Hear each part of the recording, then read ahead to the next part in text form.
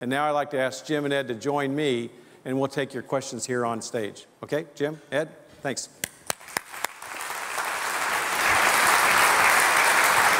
Good job. Thank you. I think we're going to turn up the house lights a little bit, and we have some microphones, and all you have to do is raise your hand, and a microphone will arrive. Maybe introduce yourself and share a little bit about your affiliation.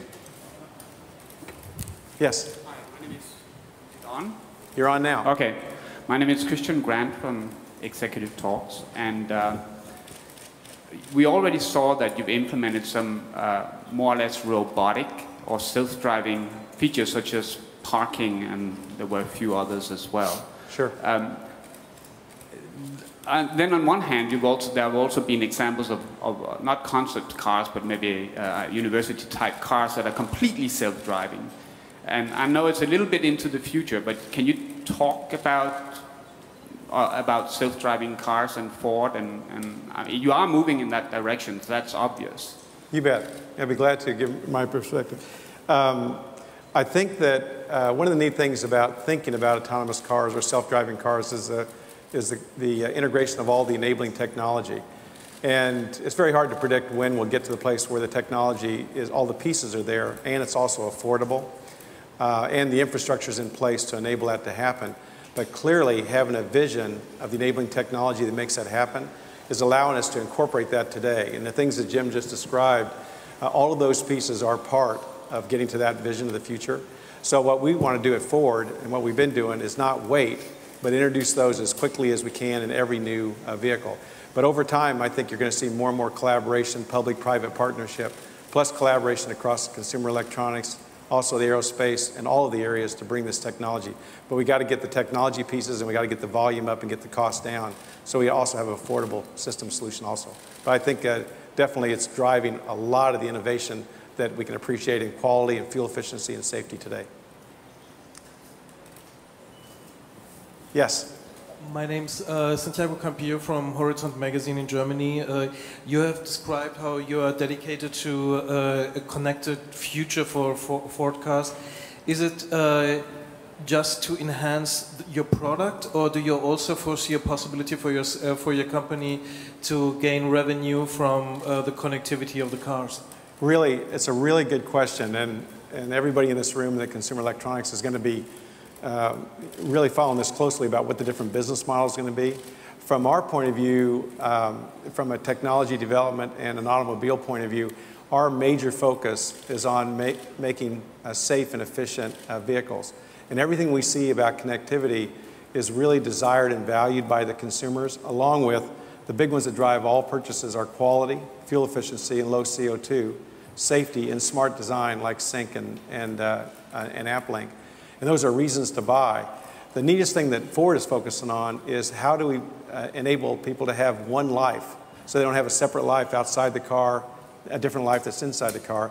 But probably even more importantly, besides one life, is that you can actually improve the situational awareness for the drivers and also give them the tools to even be better drivers. So that has a lot of value in the consumer space. Now, the business model is going to be very interesting, because there's some people that think that once we put a modem in the car that you might add that onto your bill for connectivity.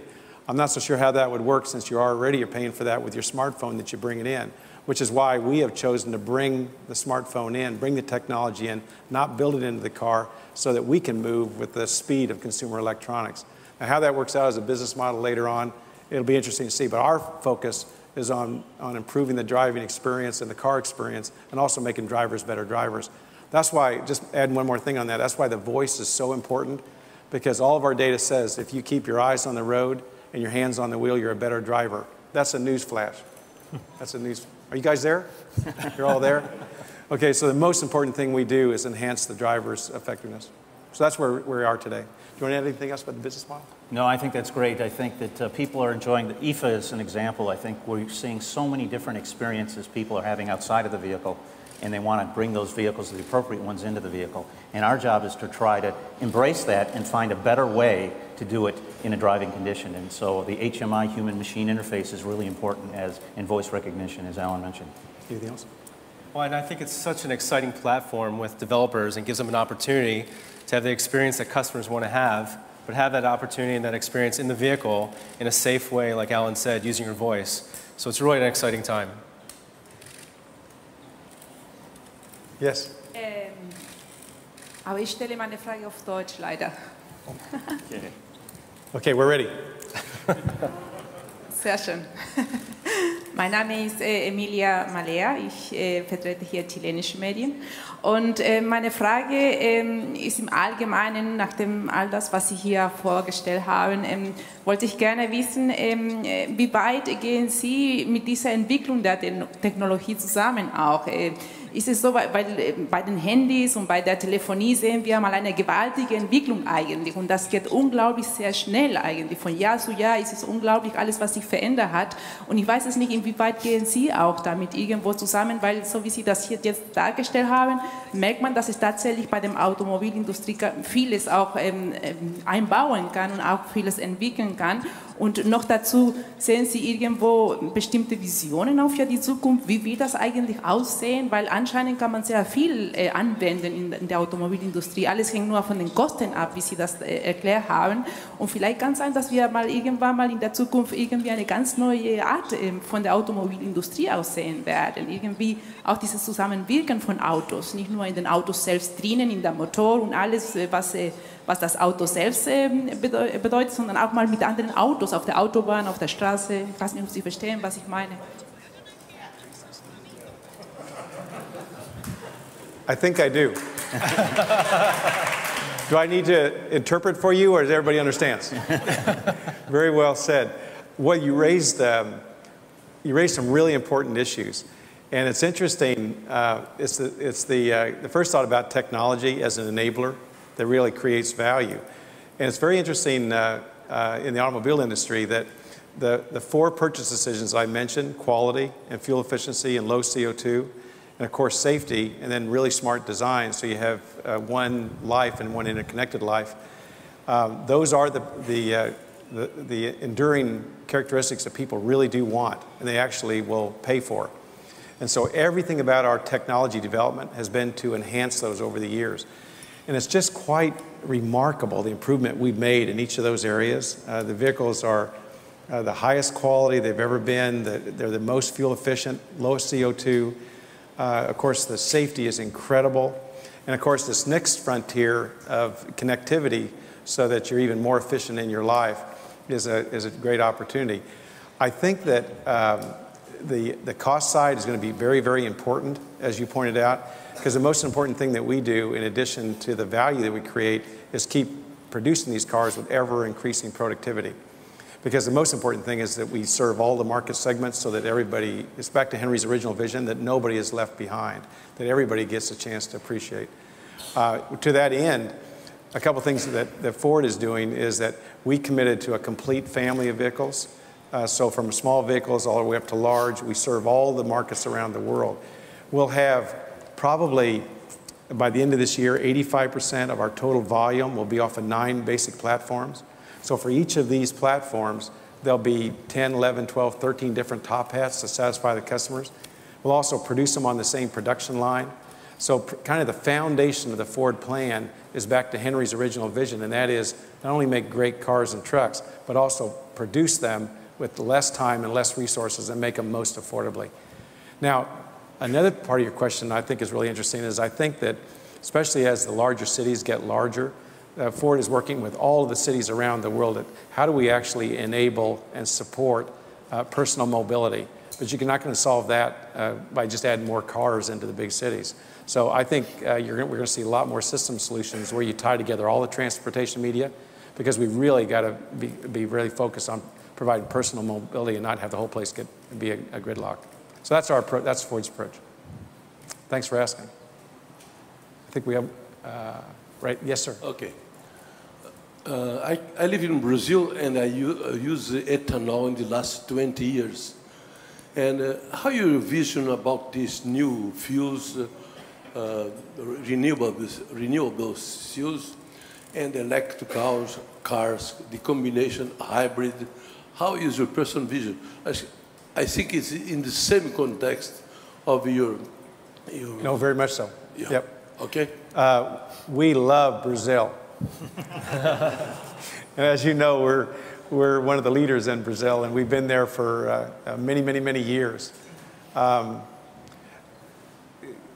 Your question is just so important because it kind of gets at the fundamental technology roadmap that we see for automobiles going forward. And the foundation is the internal combustion engine. And there's such room to improve the internal combustion engine, both petrol and diesel.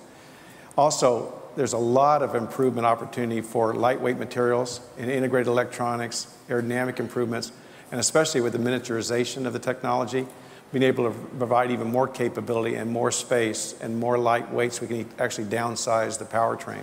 So a lot of opportunity with the internal combustion engine, petrol and diesel. Following that, as you know, we're a leader in alternate fuels, like ethanol, like that you use. And Brazil, the leadership by Brazil in ethanol is worldwide known. It's just incredible. And of course, with the way fuel varies, whether it's petrol or whether it's diesel or whether it's ethanol, we make our vehicles, as you know, compatible with all of them. And so you have the power of choice almost of whichever is working for you. I think we're going to also see more natural gas, which really works better in the larger vehicles because of the packaging. But that's another opportunity to make a tremendous improvement in fuel efficiency. Past that, to your point, I think we'll see more electrification of the vehicles. And Ford, over the years, has been a leader in electrification, as you know. And in Europe alone this next year, we're going to be offering not only a hybrid vehicle, but also a plug-in hybrid with a bigger battery, then also an all-electric vehicle. So again, we're trying to give the consumer the power of choice because it depends on their lifestyle, where they live, the infrastructure, how they're going to charge it. The electrification is really going to go with the economics of the battery. And it's kind of interesting that Ford's been working on electric vehicles for 110 years. And Henry Ford was a really good friend of Thomas Edison. And Thomas Edison had a vision of electricity. And so he convinced Henry, and at one time in the early 1900s, all of the entire Ford family were electric vehicles. And then we got the automatic starter, the fuels came in, and the fuel density and the capability, and we ended up really moving with gasoline. But we're still developing that dream. The batteries are getting better. We've moved to lithium-ion batteries, which is a new chemistry, a little bit lighter weight, a little bit better packaging. But still, the batteries are the main cost of electric vehicle. And on an all-electric vehicle, like say a $25,000 Ford Focus, the battery can be, for electric vehicle, can be almost $15,000 and weigh nearly 10,000 pounds. So you can see what the challenge is with electric vehicles. But we're absolutely committed to it. We're working on the enabling technology. I think we're going to see a lot more hybrids first because they're so fuel efficient and they have the smallest battery to go with the internal combustion engine.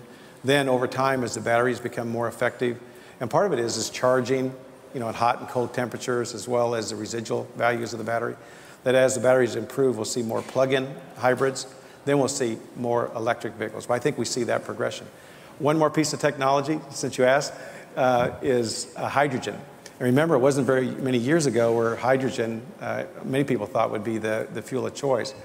And you can still imagine having a hydrogen tank, mixing the hydrogen with platinum, water comes out of the tailpipe, electricity goes over to the very efficient battery, and now if we'd actually generate our energy clean, now we'd be using our energy clean and we'd be where all of us want the world to be someday. Now the only challenge there is that we need, again, the very efficient batteries for that operation, and we need the packaging and the infrastructure for hydrogen. So I think that's a little bit further out. But I think that's the technology roadmap that we see. And with Ford, when you walk into a showroom, you can get any one of those choices because we're going to continue to continuously improve all of them. Make sense? You're welcome. You're welcome. Yes? Another question concerning connectivity. Google, another company specialized in connectivity, has announced their pilot project for an own car model. Do you foresee a future where Ford could be a competitor with, be in a competition with Google for the connected mobility market? It could be. I mean, we take all of our competition worldwide very, very seriously. I might point out that we're working very closely with Google and Apple and Microsoft and Cisco with everybody associated with further developing the internet and connectivity, because our approach, as we shared, is an open architecture to have everybody involved. We're agnostic to the different devices we want, because you're going to decide, the consumers, we're going to decide which devices we use, small, medium, and large devices. So we want to make sure that whatever the consumers have chosen, that you have that experience, but also you can do it in a safe and efficient way inside the car. But again, it's very exciting working with everybody, because the automobile now is going to be on the Internet of everything. And our dream, along with Henry's, is the headline, I think, is Ford, the brand, Ford, the mobile app of choice. What do you think? Pretty good, huh? Come on, you guys. We're here, yes. Markus Mechnis, the Tagesspiegel newspaper. You talked about a strategic partnership with Deutsche Telekom. In which fields you are cooperating, and in what regions, and what is the goal of that? Sure. Sure, Ed. So we're very proud of this partnership that we've announced today, and our partnership with Deutsche Telekom has been really tremendous. And I think we started out with the two applications that we talked about today, Ask Wiki and the auto reader, because those are applications that just seem to make a lot of sense for in the vehicle, again, using the voice recognition system to have that productive service to you while you drive. But we're exploring other areas as well. Deutsche Telekom, as you probably know, has a very strong developer program.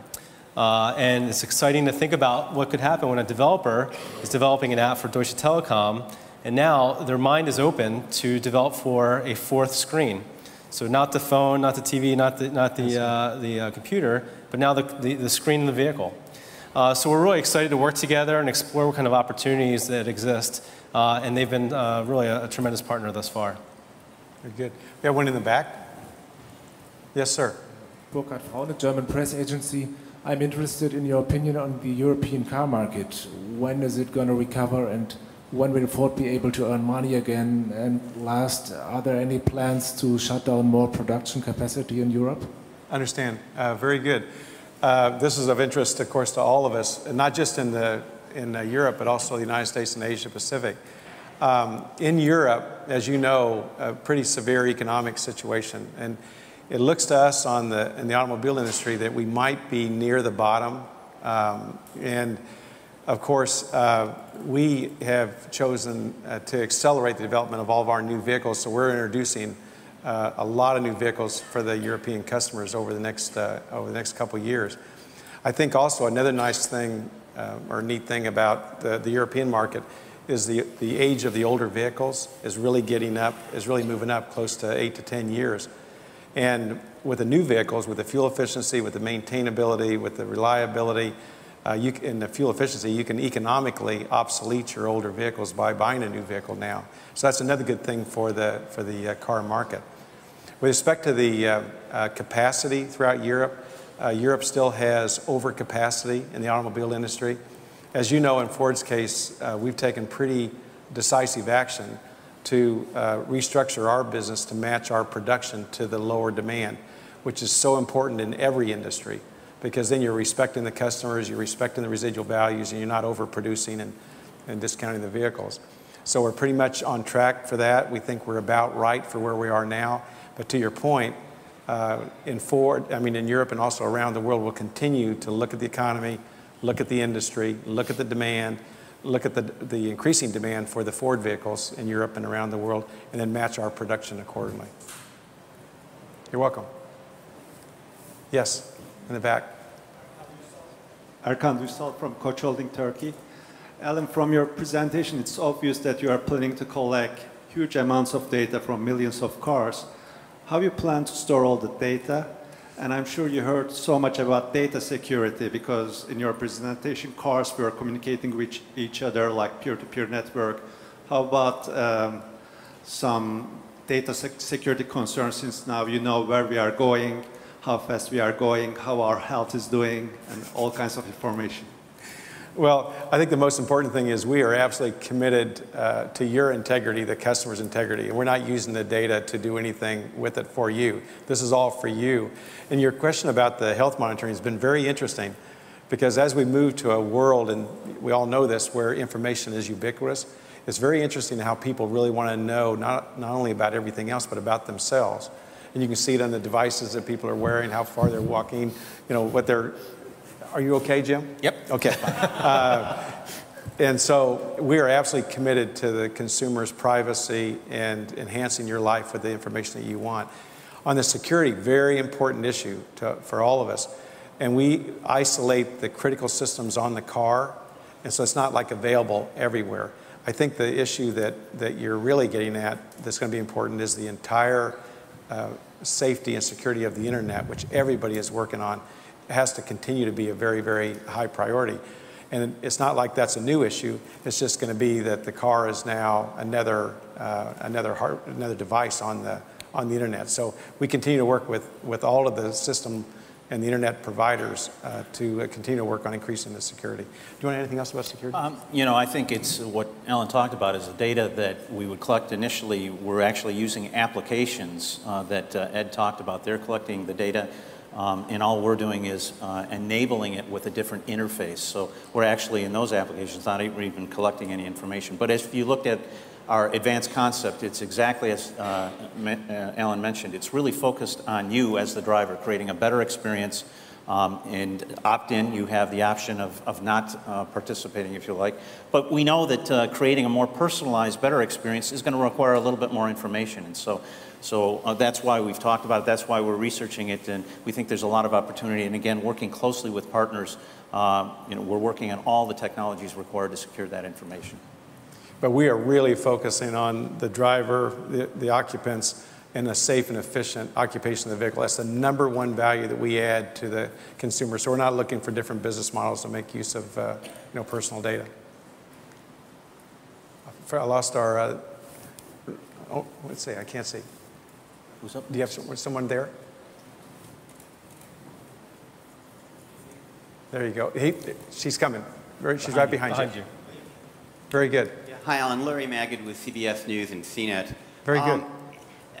A couple years ago, I bought a head unit, an aftermarket one, which interfaced with my iPhone and was designed by automotive engineers who supposedly knew something about safety. The reality is that my iPhone or my Android phone all by itself is so much better designed from a UI perspective that even outside of car mode, even just the native interface, is much safer than the head unit that was designed by automotive engineers to make me safe and to protect me from my iPhone and my Android. In fact, it literally takes over if you plug it in. And I know you've talked about developers, but I mean, there seems to be a not invented here mentality among some people in your industry that are actually producing inferior products to the UI folks from Google, Apple, and others. And I'm just wondering how we can make sure we get the best possible interface and don't, with the intention of making it safer, actually make it less safe, which I think, in fact, is been my experience. Well, really important point. And as you know, from following Ford, we were really on the leading edge of technology and innovation on the voice activated exactly because of that, and bringing in the devices and not building in that capability inside the car. You know, for a couple of reasons it turned out to be really true. The pace and the cycle time of consumer electronics is always going to be so much faster than the development of an automobile. And so we get a chance, and it's going to be the place where in a couple of years you're just going to flash your car on the consumer side of it, which is great. I mean, that's the way we're designing the car. I think the other point is that when we chose voice, the reason at the time, I think we only had like 100 voice commands, and everybody thought we'd never be able to actually make that work. We're up to over 10,000 now, and within the next year or so, we're going to almost be able to have a seamless conversation, which is fantastic. And again, it goes back to that safety. We know of nothing that's better that actually reduces distraction and enhances safety than if you can keep your eyes on the wheel and your eyes on the road and your hands on the wheel, because your cognitive ability is great. You just got to keep your eyes on the road and your hands on the wheel. So I think that interface is getting simpler and simpler, and all of our data says that is the right way to go, and we're going to keep enhancing that experience. And I'm glad you didn't put us in that category of those other guys. Yeah, very good. He said he really likes Ford product and their approach to technology. I just want to get that. Just want to get that. This is CBS, okay? I'm just saying. Thanks a lot. We got two right over here. Oh, you have. There you go. Frank Jordan's from AP. Mr. Mullally, you've talked about open source. And so I'm wondering, are you going to open the app link to other auto manufacturers to make it a sort of industry-wide standard? And secondly, you seem to be getting a taste for technology. I'm wondering whether you're planning to see the development of these four technologies through to, say, the end of next year? Sure. If I understood that question. I think I'll take the first one. So it's a really good question, and frankly, it's been unusual for automakers to open source their software and their software development. But we really felt that in order to have an industry standard, it was critical to have an open source methodology. And what we heard time and time again from developers was, we'd love to work with you, but I can't develop an app for you and then for another automaker. So we made what I thought was a pretty bold decision to open source this technology. And the answer to your question is absolutely yes. In fact, other automakers, aftermarket equipment manufacturers, television manufacturers can go right now to the Geneva Alliance and get the AppLink source code to do that. And really, it's about offering the capability and reducing the pain point that developers have. Now, we're going to keep progressing that, and we're going to try to keep leading that, and it's all around interface and leveraging some of the great voice capability that we have that Alan mentioned earlier. But we think that was a real critical step, really, to open up the ecosystem and really bring app developers and have the capabilities in our vehicles that our consumers want. With respect to your second question, I absolutely, personally love serving our Ford, and we have no changes in that plan going forward. I think we have this huge sign that says, "Last question, please." Was that the last question, or is it now? One more? Okay, now who's going to decide? Okay, you guys, which one? You got to pick one of these hands. Let's see, someone from over here? Hi, I'm Matthias Scheid from Wirtschaftswoche. I'm just getting back to the actual technique in the cars. So most of the manufacturers are working on this, obviously, but most of them have the biggest challenges in getting the technique to distinguish between, for instance, a cardboard box and a bigger dog. So my question is obvious. Can your technique already distinguish a cardboard box on the street from a dog or not? Because it's pretty much dangerous if the car brakes for a cardboard box which wouldn't do anything to the car or a dog. I think that you have just shared the challenge of continuing to work on the enabling technology, including snow, including new construction that's going on. The idea is very compelling, longer term. And the technology, especially the GPS, the camera technology, the computational capacity, the sensors, but it's going to be a while before we get all the enabling technologies, get the infrastructure in place, and make it affordable. But remember that the neat thing, the reason we're supportive of moving this direction is that every bit of this enabling technology also helps with quality, fuel efficiency, safety, and really smart design. And we can bring the pieces of that into the vehicle every year and actually make the drivers better drivers. So that's our approach at Ford. But we have no illusions about how difficult that system solution really will be. And we'll work with everybody to work on that future. Okay, I think the sign now has gone blank, which means I think somebody's going to come tell us to leave. Thanks a lot for coming. We're really glad to be invited. Thank you.